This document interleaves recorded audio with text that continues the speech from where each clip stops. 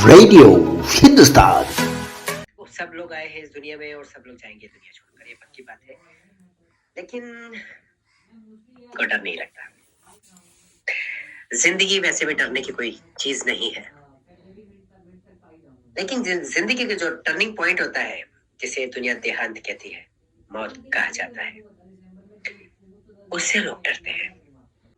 हिंदुओं की, सनातनियों की मृत्यु कभी नहीं होती। हमारी देह का अंत होता है, हमारा देहावसान होता है, देहांत होता है, और हम फिर जाते हैं। हम जाकर के फिर वापस आते हैं। पुनर्जन्म हर बार होता है। ये अलग बात है कि हमें पिछला जन्म याद नहीं रहता क्या। वो पॉइंट जब हम जा रहे होते हैं इस दुनिया को छोड़कर, तो कभी कभी कुछ चीजें रियलाइज होती है कि काश हमने कर ली होती।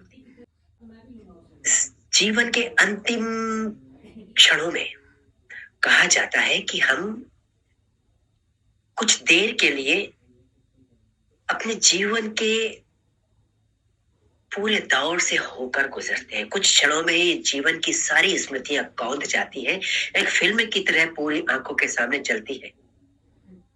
ऐसा क्यों होता है, इसका कारण तो पता नहीं, लेकिन मुझे ये पता है कि वो बताती है आपको कि आपने क्या किया, क्या अच्छा किया, क्या बुरा किया। और फिर आपकी आत्मा जो शरीर को छोड़कर जाने वाली होती है, उस फिल्म को देखकर ये भी बताती है आपको, शरीर को, आप शरीर नहीं है, आप आत्मा है। शरीर और आत्मा के बीच जीवन भर द्वंद्व चलता रहता है, बातचीत चलती रहती है। मन शरीर का प्रतिनिधि होता है, आत्मा की प्रतिनिधि दिमाग होता है, मस्तिष्क।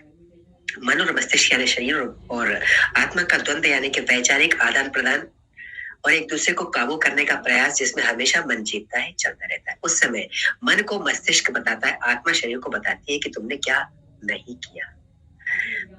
वो क्या नहीं किया, उसमें वो कुछ ऐसी बातें हो सकती जो अच्छी थी, आपको करनी चाहिए थी, शुभ कार्य थे, सज्जनता पूर्ण कार्य थे, आपने नहीं किए। और उनमें कुछ चीजें वो भी होती है जो आपके मन के द्वारा आपके मस्तिष्क को बताई जाती है, काश ये कर लेते। इच्छाएं, डिजायर्स, कुछ अधूरी इच्छाएं, कुछ अनचेक्ड, अनअचीव्ड डिजायर्स होती है।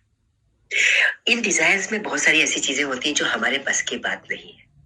उनकी बात करना भी समझदारी नहीं है। कहा ना, मस्तिष्क समझदारी की बात करता है, मन आनंद की बात करता है, चाहे क्षणिक हो चाहे लंबे समय का। लेकिन इतना बुद्धिमान मन होता नहीं है कि लंबे समय के आनंद की बात करे।